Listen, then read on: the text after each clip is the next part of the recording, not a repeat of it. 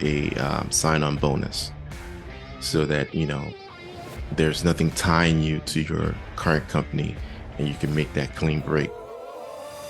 Yeah, I actually got a story about that where I was leaving another job to go to another job. I mean, I was leaving one job to go to another job.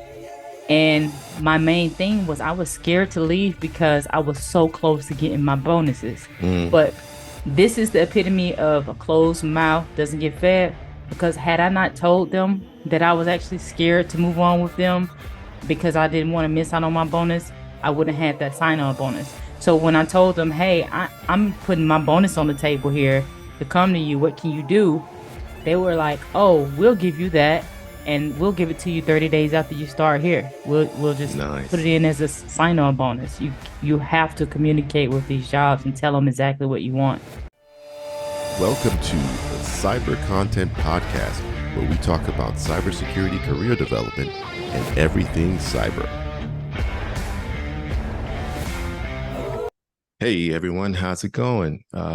Today on the Cyber Content Podcast, we've got a great guest who will provide you a lot of great value. So today we have Ebony Hall. Ebony, go ahead and introduce yourself. Hey, yes, thank you for having me. Well, as you stated before, my name is Ebony Hall to be exact. I'm a veteran and I've been in the IT industry for over a decade now. I also am the founder and CEO of an Incredible Minds IT staffing solutions. Awesome, awesome. All right. And so what would be the typical candidates that you see in your staffing firm? Like how many, uh, is it a lot of women in the industry, a lot of African Americans, veterans? What, or is it a good mix? I was just gonna say, I think it's a good mix. I do see more males than I do females, Okay. but as far as anything else, it's a pretty good mix. Okay. Awesome. Awesome. Yeah, because I know it's a big issue. I don't say big issue, but it's a thing where we're trying to get a lot of women into the tech space. Now we're seeing a big jump.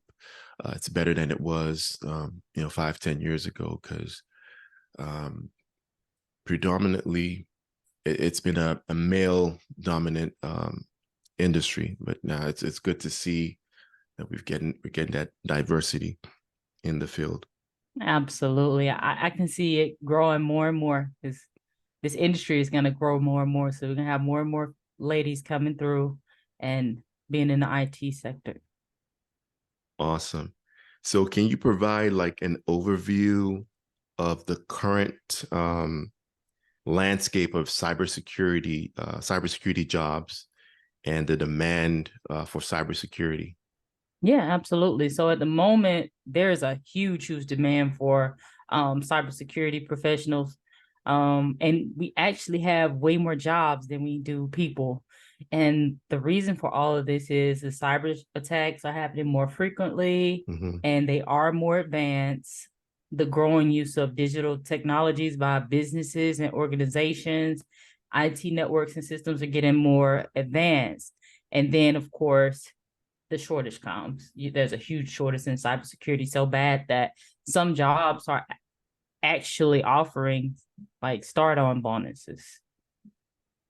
Oh, so like how much would you say are you seeing in terms of the start on bonuses? Like would be like 5,000, 10K? That's actually the typical amount. It's between one and 10K, but I mostly see 5K sign on bonuses. Oh, that's pretty awesome. Of course, they have to pay taxes. Yeah, for sure.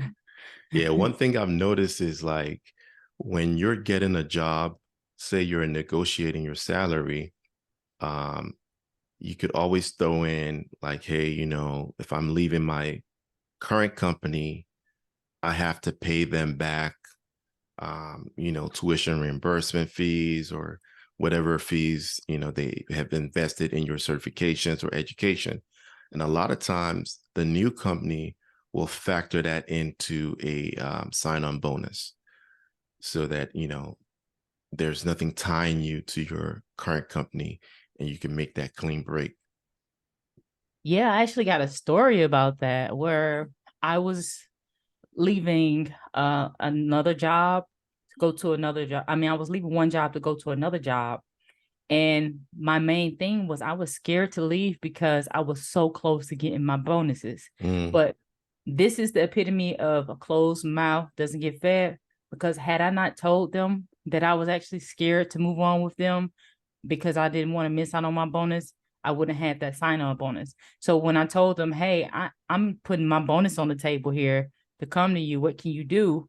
They were like, "Oh, we'll give you that, and we'll give it to you 30 days after you start here. We'll just put it nice. in as a sign-on bonus." You have to communicate with these jobs and tell them exactly what you want. Yeah, yeah, I agree with that wholeheartedly.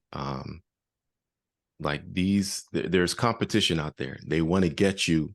It's not like it was, 20 years ago. There's competition. They want to get you. They're going to throw in, hey, we got telework.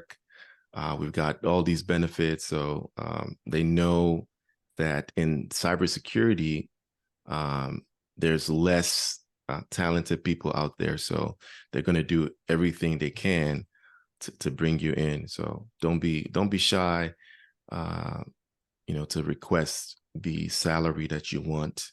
And a good strategy actually is not to give out the number that you want. Ask them. So if they say, so how much are you looking for? And you say, how much is allocated for this position? What's the range, the salary range? Let them give you the range. Then you could pick. Always go for the high end because You, typically they like to lowball people. yeah, Yeah. most definitely, most definitely. Um, and sometimes it doesn't hurt. Uh, I pretty much promoted myself on each job, because in IT, it's not a bad thing to job hop. So when I leave Mm, one job and go to another, I'll be like, hey, I'm making this, and they're gonna say, hey, would you take a lateral move, or what would you take? And I'll say, just what you just said is, what's the salary range for this position? And then they'll tell me, and I'll shoot at that very last number. Like if they say 90,000 to 120,000, I'm gonna say, well, 120,000 is more of what I'm looking for. And if they see that you have the skills, they will definitely pay you that. yeah, yeah, awesome. And then that's why it's always important to ask questions during the interview. Ask them questions that's going to help you negotiate better. So, for example, you want to ask questions like, okay, am I going to be the only one on the team? How large is the contract, or how large is the project? Um, ask stuff like, if it's an on-site position, then ask stuff like, oh, is there going to be parking? These are the things that you could factor into your negotiation. So you're going to be like, hey, if I'm coming in, there are other positions that are remote, and me deciding to choose this job would mean that I would be on site 100% or 50%. And, that's wear and tear on my vehicle. That's, you got to factor in commute. So these are things that you would kind of use to leverage that bigger salary. Most So, definitely. in terms of cybersecurity jobs, what are you seeing? Is there any specific ones, be it pen testing, GRC analysts? What roles are you seeing a high demand for? Well, lately I've been seeing stuff for cybersecurity engineer, security architect, penetration testers, malware analysts, and CISOs. And so I'll give you a brief on those and what you need to even be those. So for a cybersecurity engineer, you usually will have to have experience with cloud security, network security, or something like security automation tools. Or if you don't have that experience, you need to make sure you have the CISSP, and that's the Certified Information Systems Security Professional certification. For the security architect, you need to either have experience with risk assessments, threat modeling and security compliance, or you need to have your CEH or CISSP. And your CEH is a certified ethical hacking. You're going to hear about that certification. You're going to start hearing about that actual certification more and more as they come out with AI and needing more cybersecurity professionals. Then you have your penetration tester. You need to either have experience with web application security testing and mobile security, or you need to get your CompTIA pen test. Your CompTIA pen test will get you an entry-level penetration tester position. And for the malware analyst, you need to either have experience with reverse engineering and sandboxing, or again, you will need to have your CEH or your CompTIA pen test. Either one of those will get you that. And then the CISO, we all know that you need to have experience with security budgeting and stakeholder management. You know, you're that high in the company, then you definitely need to be, you need to have experience. Well, that's pretty cool. Yeah, I know definitely the CEH pen tests are like entry level certs for penetration testing. So with the CISO, the CISO, are you seeing a lot of demand for like virtual CISOs? Because I know that that's like another way organizations kind of save money on, instead of having a a dedicated CISO on site, they'll just have like a virtual CISO that comes in on a maybe on a quarterly basis or whatever cadence or frequency they deem. Well, yeah, I see most of those that come, like a lot of people, a lot of those CISOs, they do freelance work where they Mm-hmm. contract themselves out. A lot of companies do use them like that. And you're right, a lot of companies do just use them for a certain amount of time, and that saves them on their budget instead of having them there full time. But there are still some that where some companies, like the bigger companies, they will have a CISO um, on site. Awesome, awesome. So can you shed some light on like salary ranges, compensation packages for like different cybersecurity roles? Yeah. So, oh, I don't even know where to start with that. Okay, so let's do a salary range for 3 entry level roles and then 3 other roles. So for your entry level roles, you're gonna have a security technician. That's like your low level of getting into the industry, right? You're gonna be a security technician providing support for security analysts and engineers, right? That they range between 54,000 to 66,000 starting in, and you need a CompTIA Security Plus to get into that. Then you have your security analyst, where they monitor security laws and systems for signs of suspicious activity, right? Well, those they start at like 76,000, between 76,000 and 90,000.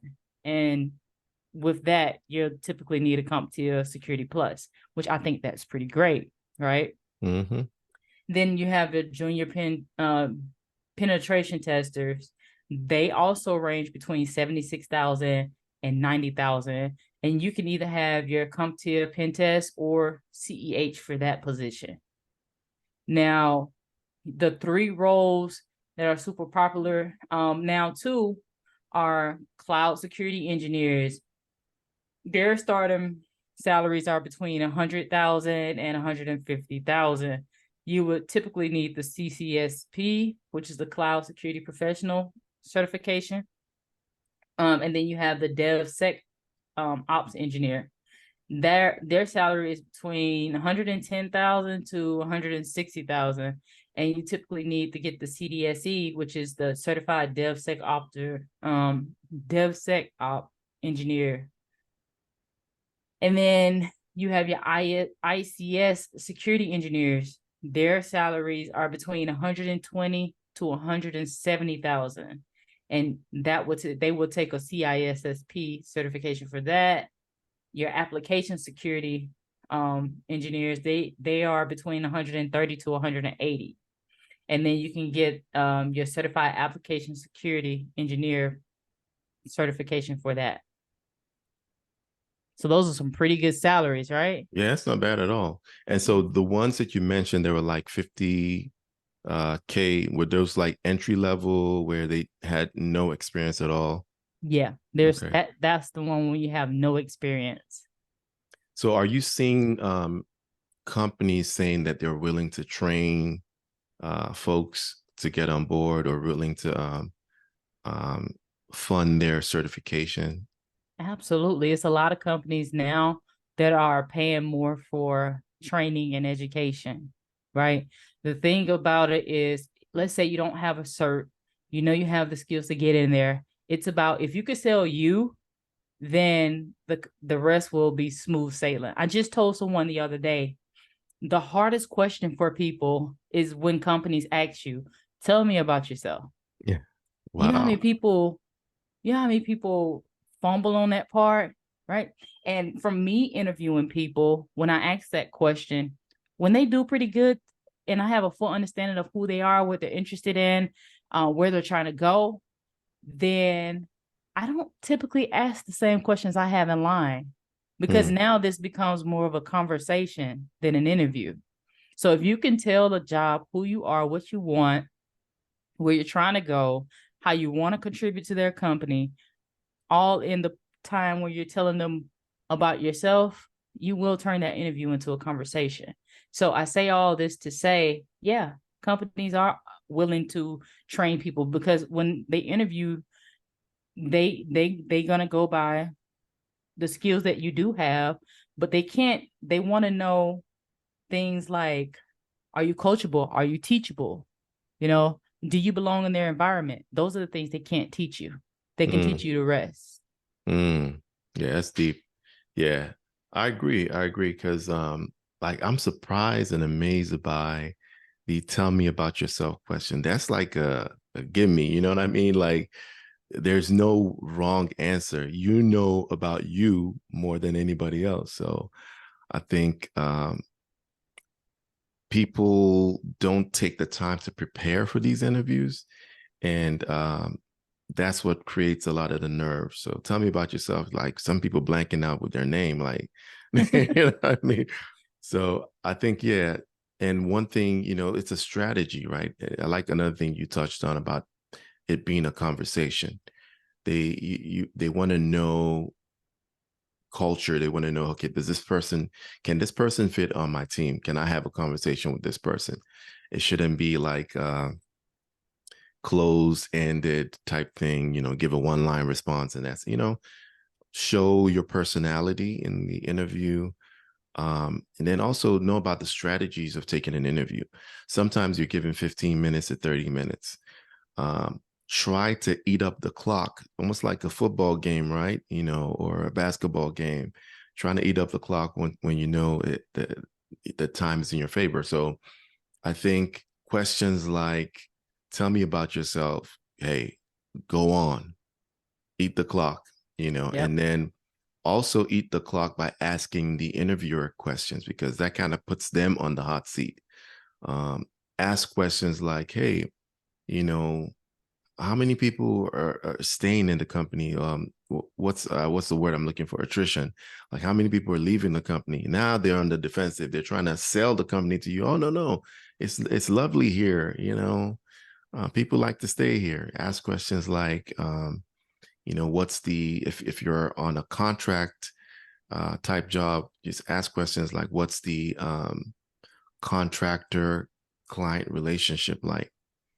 Now they're trying to sell you, oh yeah, our clients love us, blah blah blah. How long have you guys had this contract?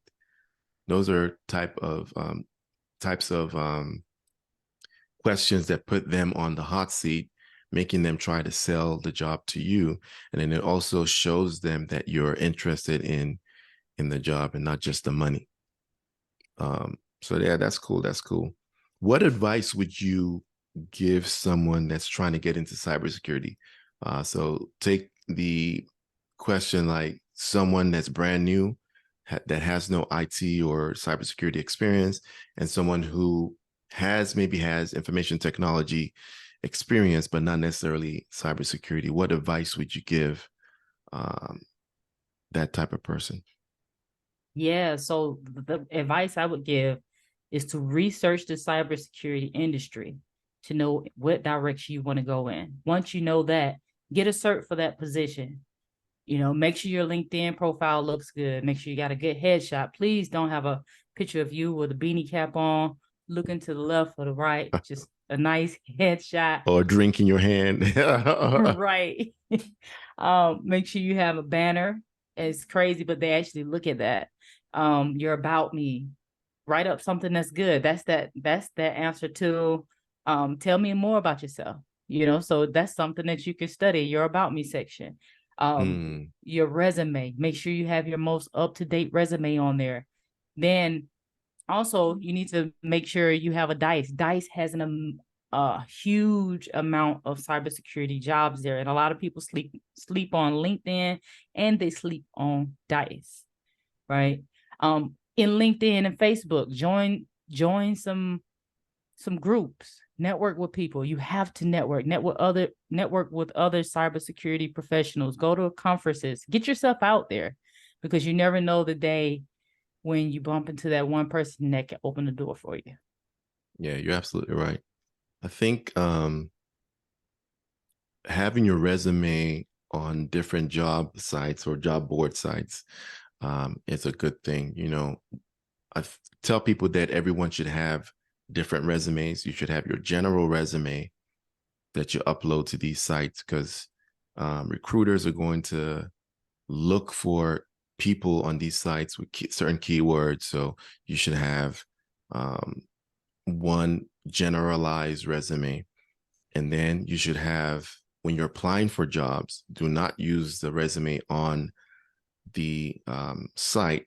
Just customize your resume to that particular job you're applying for. And I think, like you mentioned, Dice is a good one. There's Tech Jobs, there's Simply Hired, there's Indeed. Another one is Glassdoor. And why I like Glassdoor is that they have reviews. So a lot of people go in there and give reviews. Like sometimes people will spill the tea on the interview. Hey, the interview was 30 minutes long. I had 3 people or 2 people interview me. The first person just asked me basic questions. Second person was a little tougher. They will tell you what to expect. So always go on Glassdoor to kind of research interview questions. So you would type in the name of the company and the position, and then you could ask, or do then type review, and those things would come up, or name of the company, position, interview. Another thing you could do is you could kind of gauge what the salary range is, because they also put reviews on Glassdoor. There's another one called, I think it's called Fishbowl, that talks about the salaries and different things. So there are lots of things that you want to do. And then definitely the company's website. You want to know who the CEO is, know what who the chief information security officer is, know what they're about, their mission, know what types of contracts they have, what industry are they in? Are they typically in defense, commercial? Those would be things that you need to do your research on before you go to the interview. Then the other thing I tell people a lot is to prepare for interviews. Most of your questions are going to start with some variation of what, who, where, how, why, when. So for every question that you think they're going to ask you, throw in a what, where, how, and just ask different scenarios on there, and that will help you prepare. You could go to the job description, look at every line. If they say must know must know about change management, then you're going to ask your questions to yourself. What is change management? How do you do change management? Why is change management important? So those things will help you kind of prepare effectively for those interviews. I agree with that for sure. So what would you say, how important is continuous education um, to people looking for jobs in information technology, cybersecurity? How important is, continuous learning? Well, it's very important. It is very important for continuous learning. Technology changes as you see month to month, right? They didn't expect for this AI stuff to start really trending until 30 years from now. But now Mm. they're saying 5 years. So it's very imperative for you to stay on your learning with technology. Yeah, I agree. Even for people who are in the field, uh, if you have certifications, you're going to have to do these, take these credits to upkeep your certification. One thing I don't like about the Amazon cloud certifications is they expire. I'm not sure if it's like 2 years or 3 years. I just don't like certifications that expire and then you have to go take the test over again. I like when you maintain the certification by going to seminars and taking classes and things of that nature to upkeep it. Well, another way too that I see a lot of people not doing is taking advantage of LinkedIn Learning, right? Yes. You go into LinkedIn Learning, you can try the premium for a month and then you pay for the premium. That premium is worth it because employers are looking at those certs that you get on LinkedIn as heavy weighted certs. And so once you go on LinkedIn and you take a class, and it'll give you like a certificate, is what I should say. You post your certificate, employers are looking at that because Yeah. that lets them know that you're keeping up with your technology, you're keeping up with your studies. You actually may have some recruiters reach out to you or some hiring managers reach out to you. Yeah, that's true. And then it helps you with hashtags and taglines to put on your LinkedIn. So let's say you took a class, LinkedIn Learning about blockchain. Now you could put that as one of your skill sets with something you're familiar with. Um, then also it helps as an engagement or conversation starter. So once you take the LinkedIn Learning course or certificate, you could post it on LinkedIn and you're going to see a lot of people say congratulations. Oh, what did you think about this? Oh, I took it too. So that helps you with that networking. And once people know you, um, they will tend to reach out to you about something. So, for example, um, people will know about jobs that are about to be posted in their organizations. And if they know that you're in the market for a job, they'll be like, hey, by the way, my job is looking for security control assessors. Are you interested? Because it's a win-win. One, they probably would get like a referral a bonus for getting you. And then two, this you're helping your friend out and the other person's getting the job. So I think LinkedIn, like you said, people sleep on LinkedIn a lot. So try to take advantage of all that LinkedIn has to offer. Absolutely. So are there any particular industries or sectors that currently have a higher demand of cybersecurity professionals and why? Yeah, so you have the financial services. Financial services companies store a large amount of sensitive data, such as customer financial information and trade secrets. So with these cyber attacks coming up more frequently and more advanced, we definitely want some cyber security professionals to be there for the financial services. Then you have your healthcare organizations. They also store a large amount of sensitive data, such as customer financial, the patient medical records. Mm-hmm. You know, that's very important. Then the government agencies store a wide range of sensitive data, such as classified information and personal information of the citizens. And then technology companies, they need to develop and sell more software and hardware products. They need that protected. And then retail companies store a large amount of customer data as well, credit card information, shipping addresses, so on and so forth. My last job was actually a retail um IT position. And that's where I really learned the most, because you're troubleshooting networks, you're troubleshooting the credit card and debit card machine, you're troubleshooting the register, you're troubleshooting everything. So while I'm here, I will say if you're new and you're not necessarily wanting to go into cybersecurity, but you're not sure what sector to go into outside of that, retail IT is where you will learn a lot.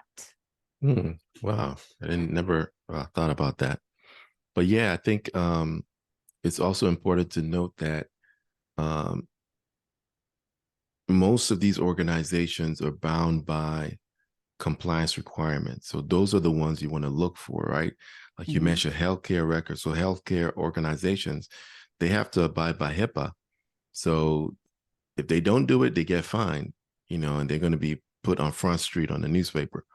Um, Financial sector, the SOC, um, for government, there's NIST, so companies have to, or organizations or industries have to comply with these requirements by law. So for the federal government, they need to go through the risk management framework, the RMF, which is a seven-phase approach. And within the seven-phase approach, there are different roles that they call out, like the information system security officer, security control assessor, security engineer. So these are roles that they must have, and these are things that they must do to make sure that data is secure. So most of these jobs, you won't have any layoffs or things of that nature because they have to. It's mandatory. Right. Um, so can you share any like success stories of people that you've helped place in jobs, and what types of jobs were they doing before they met you, and go from there? Yeah, I got two stories, but I'm gonna share my first story that's dear to my heart. I haven't even shared this with people yet, but I also teach CompTIA A plus and ITF plus for the formerly incarcerated, right? Oh, wow, that's awesome. And yeah, one of the guy and at this, I do this for a nonprofit organization, and they purchase these people a hotspot and a laptop. You have to be on camera in class, or you will not get paid. We pay him a stipend too, as long as you come to class. So Wow.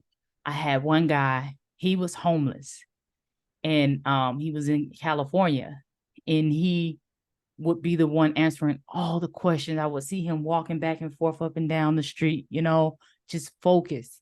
And he ended up getting his certification, ITF plus and CompTIA A plus. And then after the program was over, he said, "Hey, I saved all my checks that you sent me. Um, I'm gonna buy a car and I need to come to Atlanta where you are." I was like, "Oh, whoa, okay. I gotta help this guy, right?" So he got a car, he drove here. I did things to help him out outside of work. And in 2.5 weeks, he went from being homeless to making $19. And to now to this day, he makes $30 an hour. Wow, that's pretty cool, man. From not having anything to having hope, having a job, and from there he's only going to grow and get better. And then that's awesome and very admirable that you're helping people in those situations. It's like once they have something on their record, it's very hard to um, tell them not to go back to what they were used to, because no Yeah. one else is giving them a job. And I know that there are programs out there that could help you expunge your record. There are Mhm. legal things where they, by law, they have to expunge certain things that are on your record. So they're maybe people in that situation reach out to your community activists. Those people kind of help you. Reach out to law firms that do pro bono work. They'll help you um, expunge your record. And then also, I would say the local communities like churches, a lot of them have these programs where they donate suits and do career workshops and resume building workshops. So if you're in that situation, don't feel like you're hopeless. There's light at the end of the tunnel.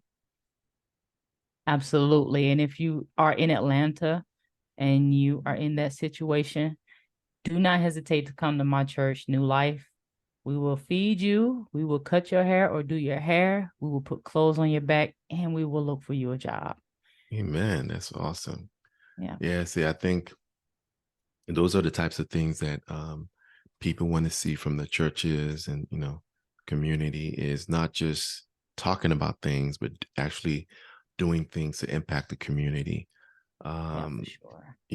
my church that I used to attend in the DMV area, we would go around washing people's cars, cutting their lawn, giving them gift cards for groceries. And at the time, gas prices were high, and the gas prices are high again.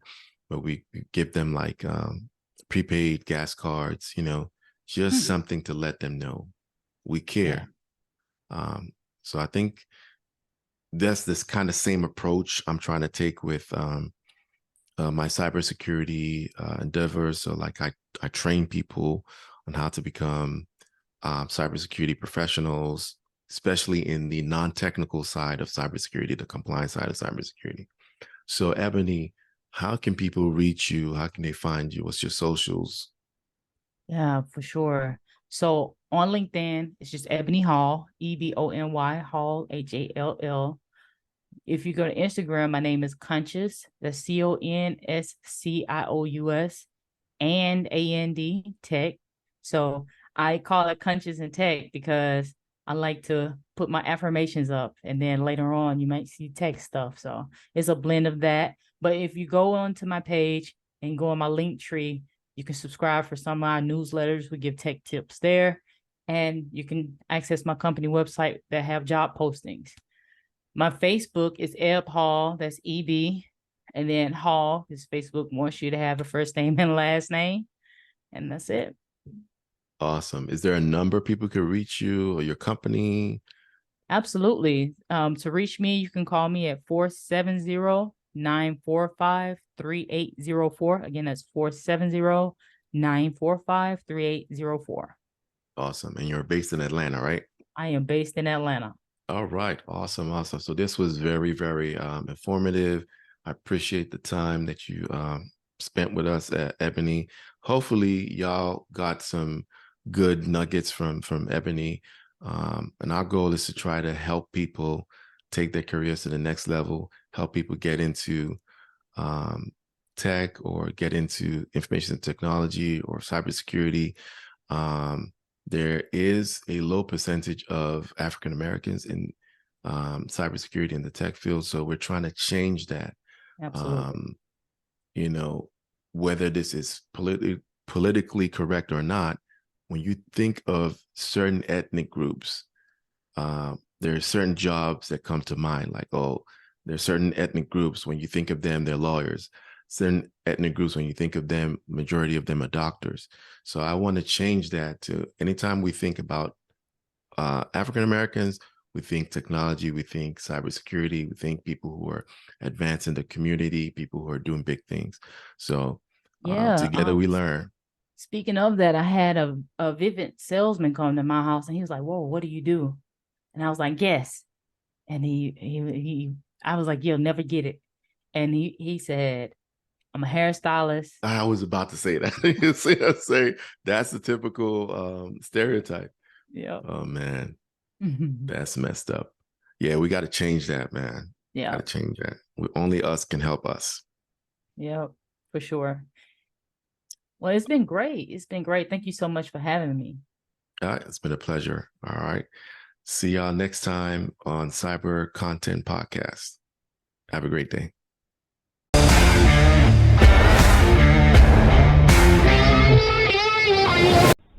I have a cybersecurity course called the Security Control Assessor course.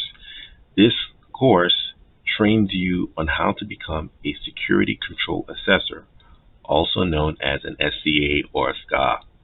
Now, with this training, it's going to show you step by step on the job training what a security control assessor does, how the security control assessor prepares for an assessment. If you don't know who a security control assessor is, a security control assessor is one who assesses security controls. Security controls are things or measures that you put in place to reduce risk to an acceptable level. So this training will show you the ins and out on how to become a SCA. It also comes with a certificate of completion, resume prep videos, uh, interview prep videos. It also comes with tons of resources, templates that you would use on the job.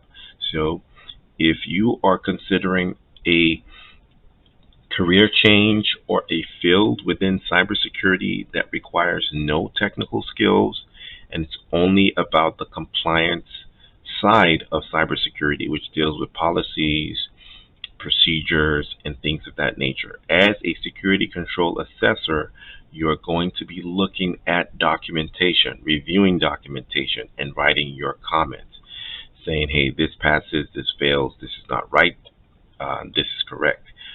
So that's pretty much what a security control assessor does. You look at evidence and you determine if the evidence is satisfactory or not.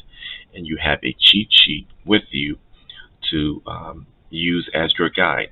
So for more information, sign up for this course, and I promise you, you will not regret it. Don't forget to subscribe and like. We're also on IG at CyberFirst Solutions. Thank you.